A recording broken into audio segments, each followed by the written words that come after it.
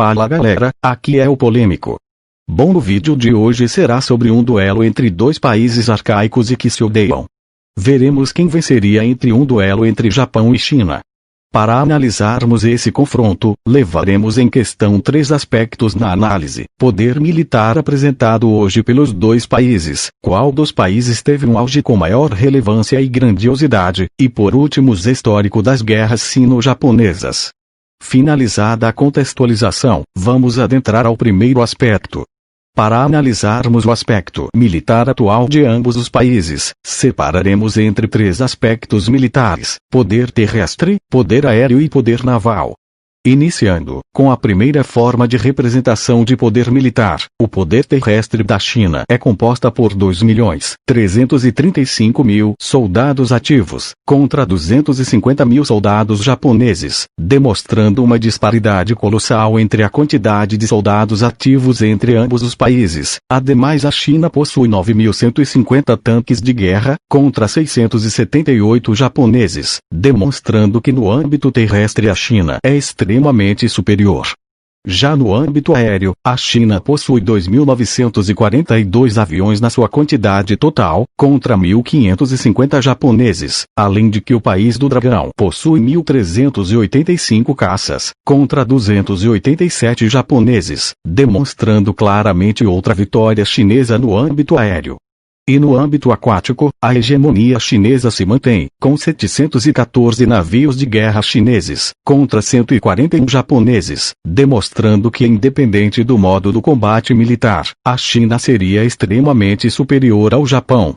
Visto isso, a China vence o primeiro aspecto do duelo, ou seja, a China venceria o Japão atualmente.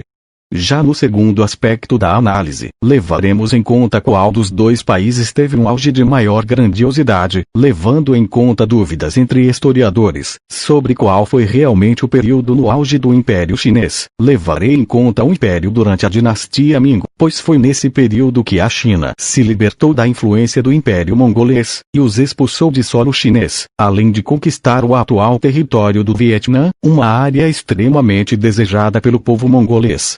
Além disso, foi durante o reinado da dinastia Ming que o comércio chinês voltou a ser uma referência mundial, e sua influência sobre países asiáticos voltou com grande notoriedade, tal como impostos altamente avantajados sobre o Japão. Sem contar a construção de um dos maiores palácios e cidades para fins políticos do mundo, a espetacular Cidade Proibida, demonstrando a capacidade financeira espetacular apresentada durante tal período.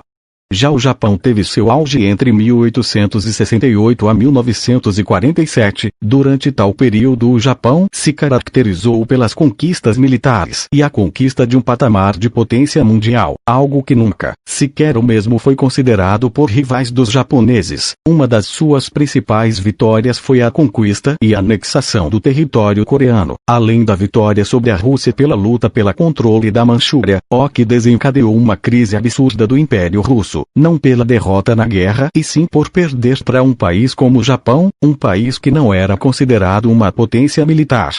Além disso, outra vitória com grande importância para o Japão foi sobre a China na Segunda Guerra Mundial, que resultou no total de 300.000 chineses mortos. Cabe salientar que as vitórias sobre a China e Rússia foram em períodos em que ambos os países passavam por crises absurdas. A China sofria ainda os impactos da Guerra do Ópio contra os ingleses e os russos por revoltas populares e guerras civis constantes em seu próprio solo, o que é diferente das vitórias chinesas sobre os mongóis, devido principalmente pelo fato que os mongoleses eram a principal potência do mundo naquele período, ou seja, enquanto a China venceu o principal império do mundo, o Japão venceu uma China e uma Rússia em crise, sem contar que quando o Japão enfrentou um país que estava no auge em tal período, o mesmo perdeu de maneira absurda, com direito a bombas atômicas serem explodidas em seus territórios. Além disso, a visão de muitos japoneses sobre esse período é de repugnância do próprio país, devido a atrocidades cometidas pelo Japão contra os próprios japoneses. Visto isso, a China vence o segundo aspecto do duelo. Em relação ao último aspecto do duelo, cabe um asterisco, devido ao fato que a China durante 2000 anos teve a capacidade total de anexar o território japonês, no qual a mesma não fez pelo risco de perder bastante soldados no processo, não pela luta contra os japoneses, e sim no processo de viagem marítima para chegar ao Japão. Logo a mesma usou a estratégia de promover uma taxação de impostos altos sobre o Japão. Já o Japão em seu período no auge invadiu a China durante um período em crise, porém a invadiu em apenas algumas cidades, pois não possuía um exército suficiente para uma anexação. Logo, apesar das vitórias japonesas na Primeira e Segunda Guerra Sino-Japonesa, colocarei empate, pois a China tinha totais condições de anexar o Japão em seu auge, e hoje tem exército para vencer o Japão em uma possível guerra. Logo pontuarei como empate o terceiro quesito. Levando em conta todos os aspectos e pontos levantados, a China vence o duelo contra o Japão, por 2-0. É isso, pessoal. Vitória chinesa no confronto. Curtam o vídeo, compartilhem e nos vemos no próximo vídeo. Abraço do tio polêmico e adeus.